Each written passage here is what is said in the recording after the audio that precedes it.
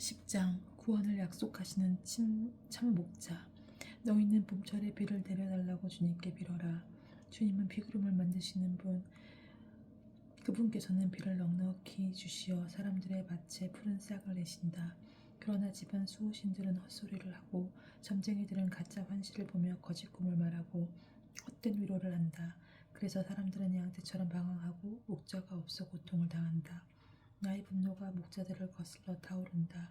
나는 수령들을 벌하리라. 만군의 주님께서 당신의 양떼 유다 집안을 찾아오시고 그들을 전쟁터의 자랑스러운 꼬마처럼 만드시리라. 유다 집안에서 모퉁이 돌이 나오고 천막 말뚝이 나오며 전쟁에 쓸 활이 나오고 모든 통치자가 나오리라. 그들은 모두 용사가 되어 싸움터에서 적을 길바닥에 진처럼 짓밟으리라. 주님께서 그들과 함께 계시기에 그들은 싸워서 말탄 자들을 부끄럽게 하리라. 나는 유다 집안을 강하게 하고 요셉 집안을 구원하리라. 나는 그들을 가엾이 여겨 돌아오게 하리니 그들은 내가 버린 적이 없는 사람들처럼 되리라.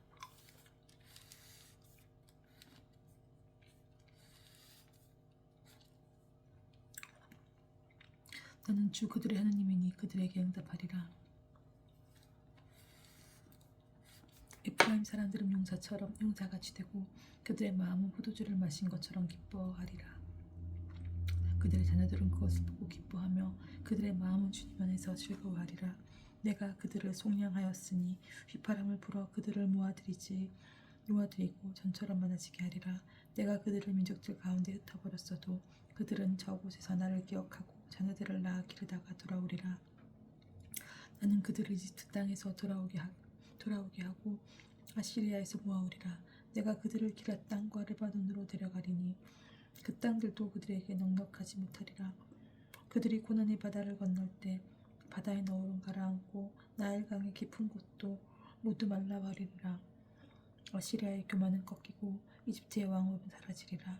내가 주님 안에서 그들을 강하게 만들리니 그들은 그 이름을 모시고 걸으리라. 주님의 말씀이다.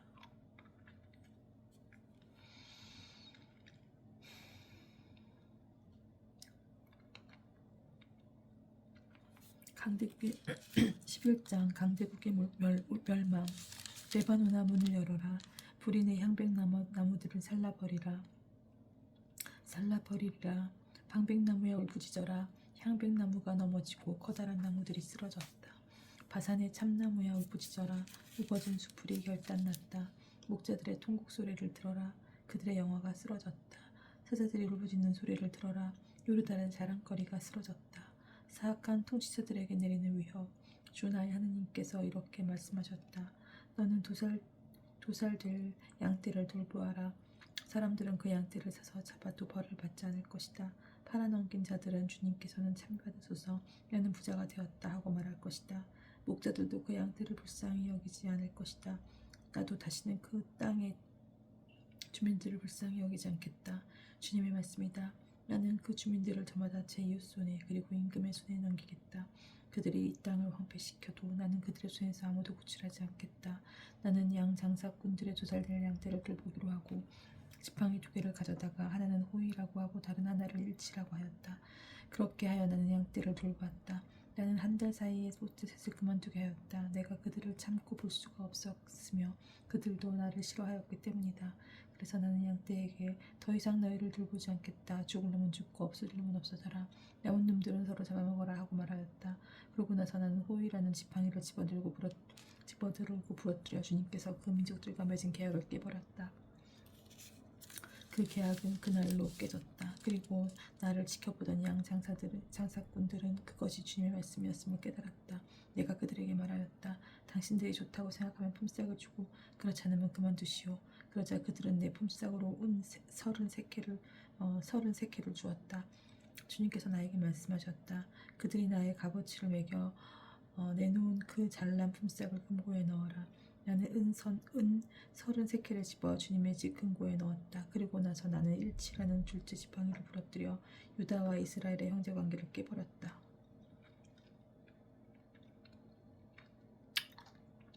주님께서 또 나에게 말씀하셨다. 너는 어리석은 목자의 도구를 다시 들어라.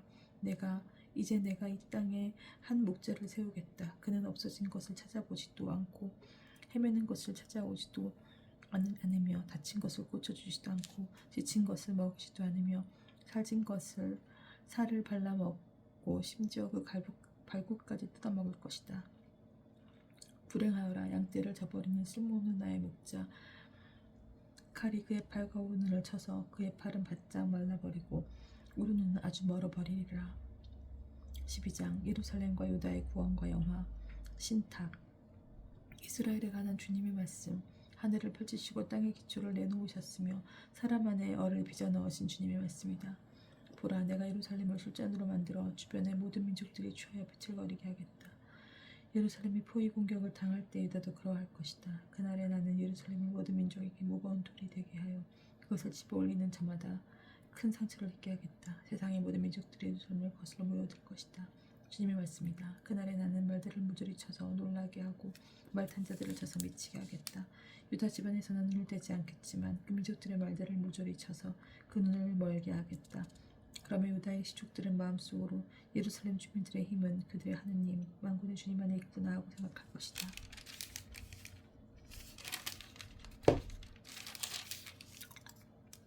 그날에 난 유다의 시족들을 나무단 속에서 불붙은 도가니처럼 곡식단 속에서 불타는 횃불처럼 만들겠다.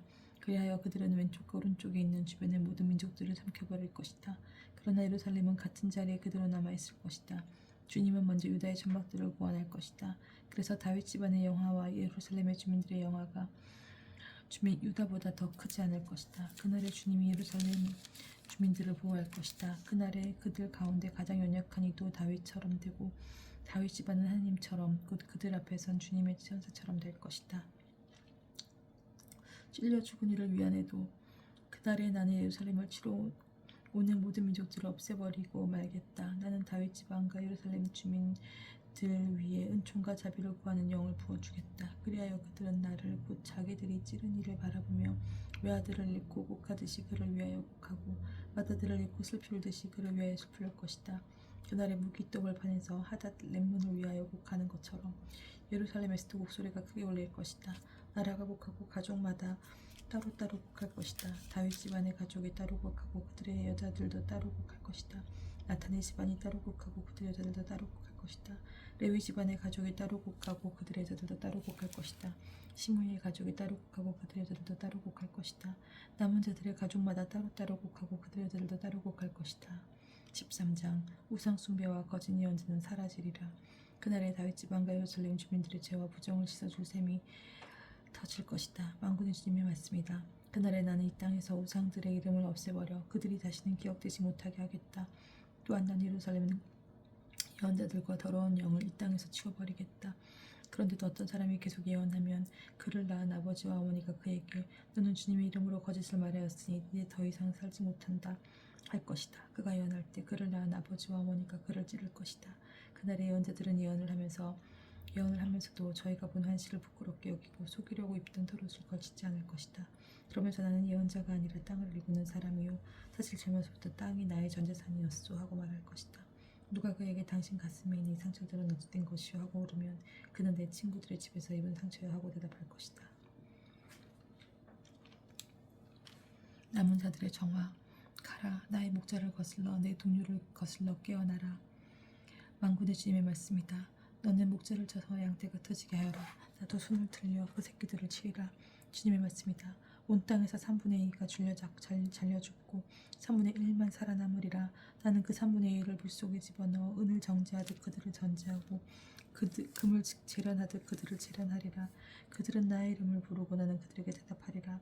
나는 그들은 나의 백성이다 하고 그들은 주님께서는 우리 하나님이다 하리라.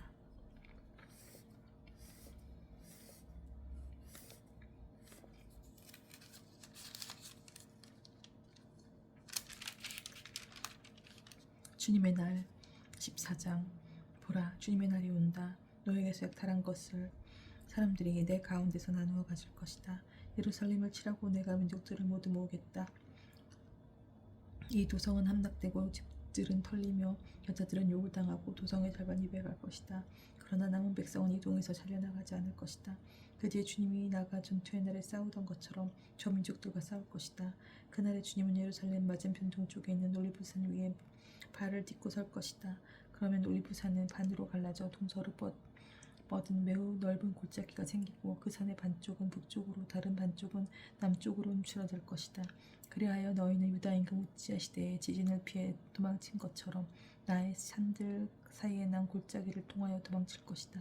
그 산들 사이에 난 골짜기가 어첼까지 이르기 때문이다. 그 뒤에 주 나의 하나님께서 거룩한 이들을 모두 데리고 오실 것이다. 그날에는 빛도 추위도 서리도 없을 것이다. 주님만 아시는 그날에는 낮과 밤이 없이 대낮만 이어지고 저녁 때에도 빛이 있을 것이다. 그날에는 또 예루살렘에서 생수가 솟아나와 절반은 동쪽 바다로 절반은 서쪽 바다로 흘러갈 것이다. 여름에도 겨울에도 늘 그러할 것이다. 그리고 주님께서 온 세상의 임금이 되실 것이다. 그날에는 주님이 한 분이시고 그분도 하나일 것이다. 게바에서 예루살렘 남쪽 인문까지 온 땅은 평지로 바뀔 것이다. 그러나 예루살렘은 벤야민 대문에서 첫 대문이 있는 곳까지 곧 모퉁이 대문까지 그리고 하나넬 탑에서 왕실 포도화까지 그 자리에 우뚝 솟아남을 것이다. 그곳에 사람들이 살며 다시는 멸망하는 일이 없을 것이다. 예루살렘은 안심하고 살 것이다. 주님께서 예루살렘과 전쟁하는 모든 민족들을 주실 재앙은 이러하다. 그들이 제 발로 서 있는 동안에 살이 썩고 눈알은 구멍 속에서 혀는 입 안에서 썩을 것이다. 그날에 주님께서 내리신 커다란 공포가 그들에게 떨어지고 그들은 서로 손을 들어 저희끼리 싸움을 벌일 것이다. 유다도 예루살렘에서 싸울 것이다. 그리고 주변 모든 민족들의 재물 곧 매우 많은 은과 옥까지 들이모일 것이다. 이와 같은 재앙이 말과 노새와 낙타와 나귀 할 것 없이 그들의 신지에 있는 모든 짐승들에도 내릴 것이다. 그러면 예루살렘을 치러 온 모든 민족들 가운데서 살아남은 자들이 모두 임금이신 만군의 주님을 경배하러 해마다 올라와서 초막절을 지낼 것이다. 이 세상의 어느 시족이든 예루살렘으로 올라와 임금이신 만군의 주님을 경배하지 않으면 그들 위에 비가 내리지 않을 것이다. 이집트 시족이 올라와 참석하지 않으면 초막절을 지내러 올라오지 않는 민족들에게 주님께서 보내시는 재앙이 그들에게도 내릴 것이다. 이것이 이집트가 받을 벌이고 초막절을 지내러 올라오지 않은 모든 민족들이 받을 벌이다. 그날에는 말방울에도 주님께 성별된 것이라고 새겨지고 주님의 집에 있는 솥들은 제단 앞에 있는 그릇들처럼 될 것이다. 예루살렘과 유다에 있는 모든 솥도 만군의 주님께 성별된 것이 되어 제물을 바치려는 이들이 모두 와서 그 솥들을 가져다가 고기를 삶을 것이다. 그날에는 만군의 주님의 집안에 더 이상 장사꾼들이 없을 것이다.